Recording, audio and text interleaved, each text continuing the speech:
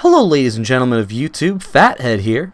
So unless you've been living under a rock for the last couple of months, you might have heard that the next installment of Titanfall is coming out October 28th of this year. And like many developers before them, Respawn is granting early access to the public to test the multiplayer, stress test the servers, and check for bugs.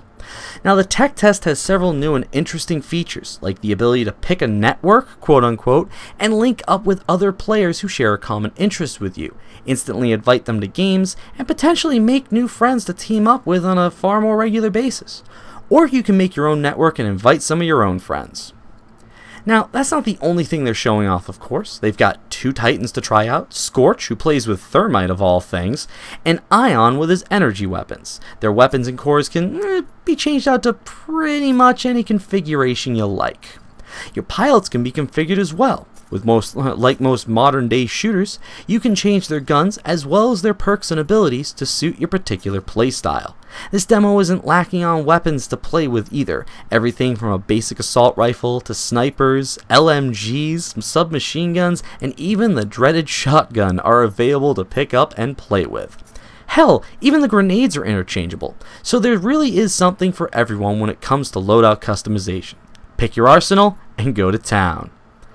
Now, there's three game types to try out in the demo as well: Pilot versus Pilot, Bounty Hunt, and Amped Hardpoint.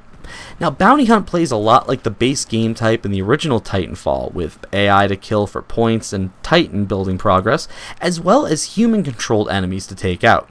The twist here is, instead of points, you gain money, and to add to your team's score, you have to deposit your money in a bank. But if you die before you do that, you'll lose half of it. So picking off the enemy MVP is generally a good idea in this game type.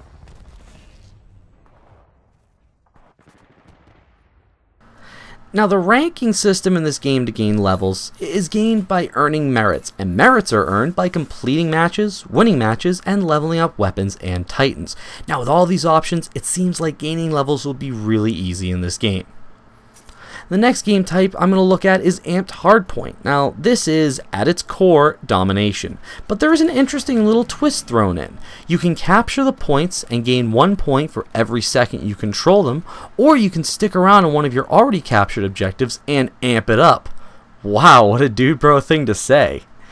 You can gain double the points and potentially keep a lead with only one objective held.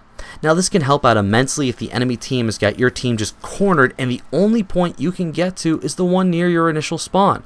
Just hang out and let a few guys flank and disrupt the enemy in the middle point, and you can have a level playing field in no time at all.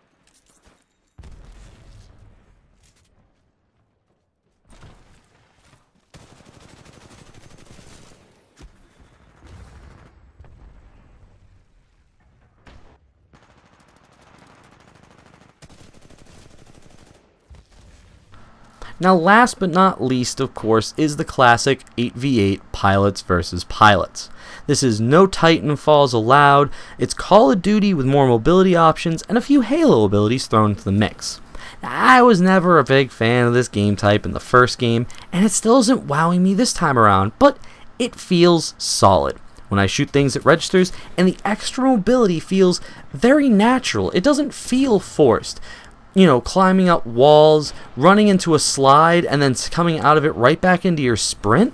It doesn't feel like there's any lag. I wasn't even really thinking about it, and actually took me a few times to realize I could actually do it. Now, overall, this game doesn't have me all hyped and excited for its release, but it has grabbed my attention and my interest more so than the first game.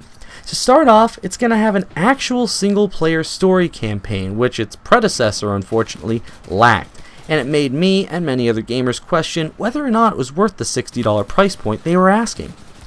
With the addition of the single-player campaign and the solid feel of the multiplayer tech test, I'd say it's quickly approaching the critical point of being worth the price point. And in the end, I give this game 4 out of 5 stars, and say if you enjoyed the first one, then you'll certainly like this one. I certainly won't be waiting for a super low price cut to pick this up, but I probably won't get around to it. Can't cheat on Gears now, can I? Oh, I almost forgot to mention that this tech test is going to be back up from August 26th to August 28th. They're going to have a new map and a couple of new abilities and an increased level cap. So hop on, come fight me, bro, and let us know what you think. Is it worth the money? Are you going to wait for full release before making a decision? Just tell us in the comments down below. Until next time, guys, stay infinite.